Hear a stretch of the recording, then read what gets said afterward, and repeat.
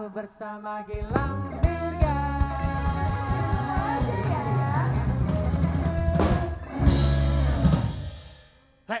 Le, video yang lu buat tadi trending di Twitter, trending di Instagram. Yang Nih, mau ada hashtag Save Bule. Ada yang ngasih emoticon peluk, senyum, nangis. Wah, Wih, Le, wah, tenar lu. Le, sini nomor rekeningnya. Gitu ya.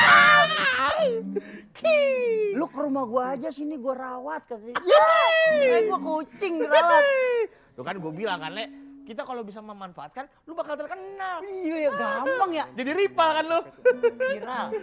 Lah tadi Viral. kan kita udah sepakat rival. Viral. Rival apaan tadi? Rival berantem. Kita berantem maksudnya? Enggak, ini viral. Ih, lu. Salah mulu, gue udah gue bantuin juga lu. Thank you mau ya. Iya kan? Gila, orang sekarang kalau gua keluar Orang bawaannya meluk lu aja udah. gitu. Cuma kan lagi social distancing. Oh. Jarak jauh meluk kayak gitu kan. Kayak gitu. Iya. Gua pakai maskernya, orang lewat nggak tahu pas gua buka. Nangis, Le. Bule gitu ya. Iyalah, iya. Orang Indonesia tuh terkenal, saling membantu, saling kalau ada yang satu disiksa tuh, mereka responnya cepet. Iya iyalah. Assalamualaikum. Salam. Lah. Itu kenapa sih di luar pada demo begitu? Hah? Maling. Bukan maling. Di luar lagi pada rame banget katanya save bule. Marah mau nyerang gue. Nyerang lu. Iya. Wah, ini kayak gue bisa jelasin nih. Tadi bule bikin video. Ntar. Itu orang rame banget mau itu gimana mau? Tolong ditahan dulu mau. Gini aja deh, kita ngomongin baik-baik. Gue panggil satu orang perwakilan gimana? Iya boleh. Gua panggil satu orang perwakilan nih biar kita tahu jelas maksud dan tujuannya. Tapi bahaya nggak? Tenang, ntar gue seleksi dulu ya. Ya udah buruan. Astagfirullahaladzim, gue nggak tahu. Ada apa Gue sih? nggak ngerti gue salah apa. Ada apa Tiba-tiba depan rumah kita di demo kayak begitu. Oh gitu? Gue nggak ngerti. Pak, jangan saya, Pak. Pak, jangan, Pak. Pak, jangan, Pak. Jangan saya, Pak. Social distancing. Oh iya, lupa. Iya. Sorry bang. Maaf, support dulu. Nah. Oke, ngikutin Ini lagi. ada apa Tar dulu bang, ribut-ribut? ngikutin Ini. kayak Bang Gilang lagi. Ya gitu doang. Ente bisa kagak? Wah ini lebih, tapi ntar. Jadi ini yang saya anggap paling berkompeten. Terus? Selain cerdas, dia juga tadi banyak bergerak ini. Kayaknya dia yang paling bisa jadi juru bicara. Nggak, maksudnya ini saya mau nanya nih, di depan kenapa pada demo? Saya nggak tahu salah saya apa. Di Michael Jackson kali ya? Jadi gini Bang Gilang. Ini gue lupa nih. Kan kalau Bang Biliar. Tar dulu nih. Sini Oh, di sini aja. deh. Sini aja. Kanan kiri. Saya ekspektasi bang. Lu punya kempayan muter mulu. Ya bisa. Ada apa ini? Coba lu jelasin. Gara-gara video bule ya? Jadi gini, video bule nih udah tersebar kemana-mana. Tuh kan. Kacau ya. Video? Iya. Video apaan? Jadi masalah si bule bikin video kelewatan juga sih kadang-kadang udah orang kalau psikisnya udah kena tuh parah. Masa dia bikin video pura-pura nangis, dia disiksa sama lu ya kan ya? Enggak juga sih. Iya. Oh iya juga sih, benar juga. Dia disiksa sama lu lang. Nah, terus? Udah dibayar. Nangis nih. Cuma demi prank, demi konten. Nih. Ntar. Itu cuma buat prank? Iya. Nggak, maksud gua lu bikin prank buat nyerang gue, terus orang-orang efeknya jadi sampai begitu. Iya, gua viral. Ntar dulu, lu mikirin dampaknya nggak sih? Kalau seandainya lu nggak bilang ini prank, terus gua ada di tengah kerumunan, gua dihabisin sama massa, terus gimana? Kalau gua udah nggak ada, terus gimana? Saya nggak digaji, Pak. Sabar. Sabar. Nggak, Saya disiksa. lu mikir sampai ke sana nggak sih bikin pranknya? Oh, ini kan ide lu. Itu jatuhnya hoax, Le. Sih, berdua sih. Bisa bedain mana prank mana. Jadi ini hoax, Bang. Ini cuma Enggak nih beneran ini beneran ini. Kagak, Bang. Lu keterlaluan lu. Gue udah ngingetin lang, jangan Le, lu pikir 2 kali dalam bertindak. Tetep aja bodoh amat, yang penting gua viral. Yang namanya begini udah bisa menjurus ke fitnah. Kalau misalnya nanti ada apa-apa itu jadi kriminal, Le. Lu bisa jadi tersangka. Lu lihat lu Le, itu air matanya tuh. Ya Allah. Enggak, gua belum nangis. Belum ya? Belum. Gua Diwakili nangis. Tapi bilang. Tapi rumba.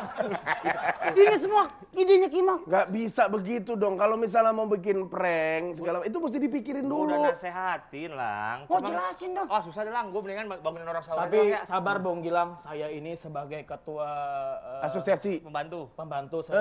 Jabodetabek Heeh. menjelaskan bahwa dia ini sebenarnya tidak bersalah. Loh, kok dia nggak bersalah? Ya karena dia buat senang-senang aja Bang Gilang. Tolonglah dihargain kreasi dia. Kalau dia nggak bersalah buat senang-senang, kalau tiba-tiba saya kenapa-napa di luar gimana? Saya akan menjagain. Ya nggak bisa. Sekarang lu udah tahu. Kalau lu belum tahu, Lah yang lain yang di luar kan nggak tahu. Cukup! Gimana? Lu yang salah, malah ngalahkan lu. Udah, gua nenangin orang yang di depan lu ya. nah gua jelasin tolong dah tenangin, ya. jelasin. Oke, Bang. Lu juga, aduh, gua kesel banget nih. Apa lu mau ngomong apa ke dia? Kang Rambutan, lu siapa? Saya juga siapa ya sini sebenarnya? Saya juga bingung disuruh masuk tadi.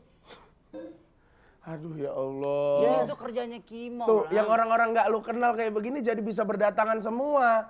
Akhirnya menyerap informasi yang salah, kemudian akhirnya nanti kalau mereka melakukan tindakan-tindakan anarkis gimana? Ini kan just kidding. Just kidding nggak bisa. Aduh, bukan gue yang harus ngejelasin. Emang kebetulan nih hari ini pemirsa, kita kedatangan tamu spesial. Beliau adalah Bapak Profesor Dr. Widodo Muktio selaku Dirjen IKP Kemenkominfo Republik Indonesia.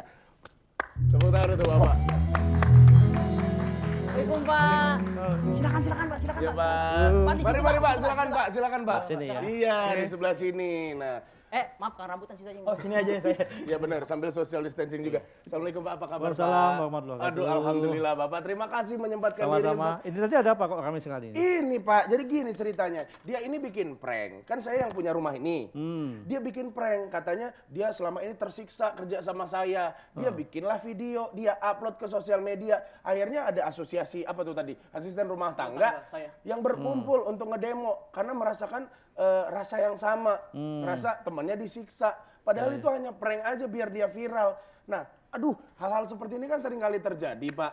Dia ingin cari popularitas. Cari Iya popularitas. bener Pak. Saya udah cari ke sono kagak ada ada di luar. Nah, tapi masalahnya dianya ini nggak ngerti dampaknya, Pak. Nggak ngerti efeknya akan kemana nantinya. Iya, iya. Itu Pak, saya.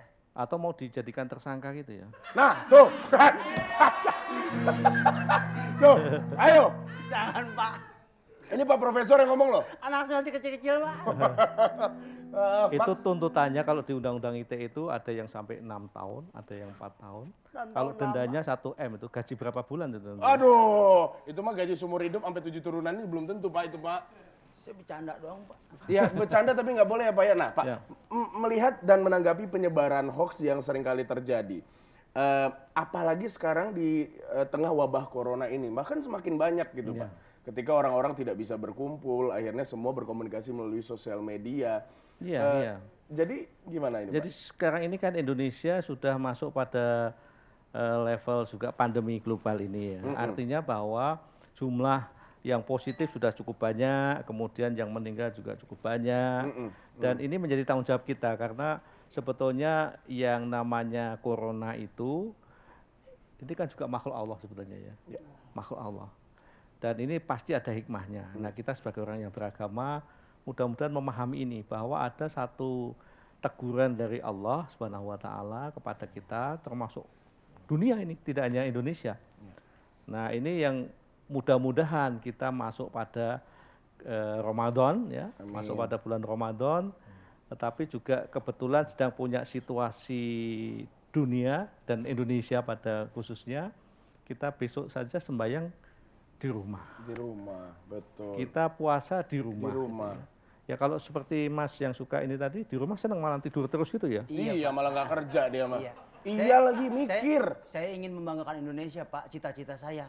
Terus? Nah, kesempatannya ini Pak, karena passion saya rebahan. Rebahan. Inilah saatnya. Rebah terus gitu maksudnya Iya, ya? saya termasuk influence Pak. Dunia lagi, gitu. Jadi sekarang di semua dunia rebahan aja di rumah. Karena ada beberapa yang bilang juga Pak, kalau mau menyelamatkan dunia sekarang ya udah nggak usah kemana-mana seperti itu. Tapi itu bukan termasuk hoax ya Pak ya? Iya. Sebenarnya kategori yang termasuk hoax itu apa sih Pak? Ya kalau dalam bahasa agama ya, dalam bahasa agama itu kan ada kaulan sadida itu ya. Itu kita harus bicara yang faktual, yang fakta, yang realistik, yang nyata. Jangan bicara seperti karangan kita, narasi kita. Ini yang saya kira penting. Sebab sekarang ini apalagi kita di rumah terus mesti suka imajinasi ya macam-macam dibuat gitu ya. Andaikan ini, andaikan ini. Dan biasanya tanda-tandanya kalau kita bicara ini berita betul atau enggak itu kalimat-kalimat yang dipilih itu biasanya sangat persuasif. bombastis, huruf-hurufnya besar semua, dibuat yang menarik mungkin supaya diikuti, di follow yang lain yang seneng, kemudian di-sharekan ke yang lain. Nah disitulah sebetulnya hoax itu biasanya selalu punya tampilan beda, sensasional, dan seolah-olah itu benar adanya. Makanya kalau dalam dunia medsos itu kan ada echo chamber, ada post-truth, ya. Itu dua istilah ini yang sekarang sangat penting.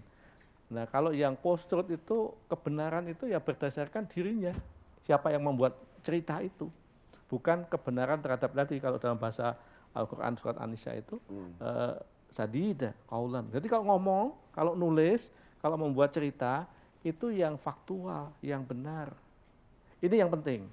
Nah oleh sebab itulah maka di bulan suci Ramadan sekarang ini kalau kita ini kan selalu ahlan wa sahlan marhaban ya Ramadan gitu ya.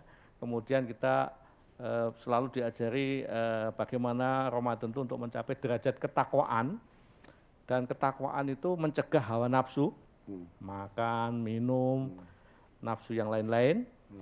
Tapi yang tidak kalah pentingnya saat ini adalah bagaimana kita bulan pengendalian ini menahan diri untuk bermedsos yang negatif. Nah ini yang penting. Jadi jangan sampai mentang-mentang puasa di rumah terus, iseng-iseng tetapi tidak bisa mengendalikan diri. Nah, itu yang jadi kontrol diri itu tetap harus ada gitu ya Pak? Iya, itu kunci. Saya kira ini tantangan luar biasa generasi kita, karena 50 tahun, 100 tahun saja belum pernah kan puasa dalam situasi kayak gini nih ya. Nah ini saatnya kita betul-betul ujian puasa yang tidak kalah pentingnya supaya kita derajat takwanya betul-betul kecapai, hati-hati menggunakan media sosial, menggunakan informasi. Betul, karena ada tindakan tegas juga yang tadi Bapak bilang. Iya. Dari undang-undang juga sudah diatur berapa tahun hukumannya, dendanya juga berapa sudah ada ya Pak ya. Iya. Jadi memang ini di samping secara hukum positif di Indonesia ada, tetapi yang jauh lebih penting buat terutama umat yang menjalankan ibadah puasa Ramadan, umat Islam, itu betul-betul ujiannya tidak gampang. Iya, betul Pak. Dan risikonya juga tidak sederhana, karena kalau kita sekali ngirim salah, sampai kita besok mati, kiriman kita itu nggak bisa dicabut lagi. Dosanya jalan terus kalau itu dosa. Benar. Jadi kalau dulu katanya pahala itu bisa anaknya mendoakan, ini kalau kita ngesosmed kemudian beredar semuanya dan ternyata dusta, dosanya sudah meninggal, sudah dimakamkan, dosa Bapak Ibu teman-teman semua bisa masih bergulir. Aduh, ini kan bahaya risiko Iya. di tengah teknologi yang sekarang sangat cepat berkembang. Obrolan kita semakin asik nih. Ya. Jadi boleh kita izin dulu untuk istirahat sebentar, nanti kita lanjutin lagi boleh ya Bro? Siap. Pemirsa jangan kemana-mana, kami akan kembali tentunya karena ini penting sekali, jadi Anda harus tetap bersama kami di Sahur Bersama Gilang Dirga. Sahur bersama Gilang Dirga.